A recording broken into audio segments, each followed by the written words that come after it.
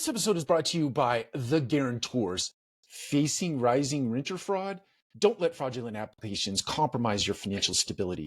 The Guarantors provide a safety net that protects your rent roll and minimizes bad debt. Why risk it? Talk to The Guarantors and secure your property's financial health. Visit theguarantors.com/multifamily today. I want you to imagine a life where excellence is your daily pursuit. That's what you wake up every single day in pursuit of. Excellence. There is this ancient Greek concept, Arete, I think is how you say it, or Arete might be another way you pronounce that, but it's an ancient Greek concept of excellence where it demands that you strive for your highest potential in every aspect of your life. And the idea is really it's not a goal, it's really like a lifestyle. It's a way of living. And it calls you to push beyond limitations that you might have in your life or to evolve constantly. And it's about being the best version of yourself. I heard Julius Erving, or I might have read about this. He would wake up every day and he would look at himself in the mirror and he would say, did I have a successful day yesterday? And the answer to that question came in the way of, am I a better person today than I was yesterday?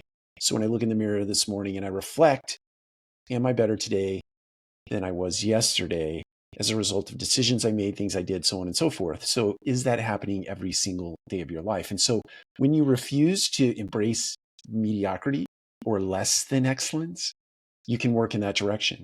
You just aim higher. And it's not necessarily about achieving more, although that is a benefit of aiming higher, of doing things with excellence. You could achieve more, but you just feel like a better person. You just are a better person.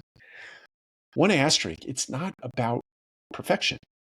It's not a pursuit of perfection. Perfection and excellence are two very different things.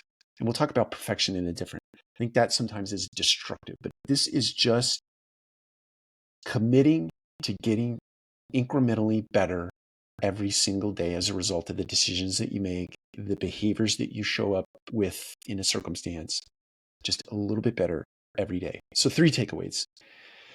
Pursue excellence in your professional life, in your personal life, and do that by setting very high standards. Just set high standards and then relentlessly pursue those standards that you set for yourself. And then seek out challenges. Sometimes you can manufacture these challenges in your life that get you to think about excellence, to get you to think about high standards, to get you in pursuit of. So you just seek those challenges out. And if you can't find the challenges out of the marketplace, just manufacture them and put them in place for yourself. And then reject. The third thing I would say is reject mediocrity.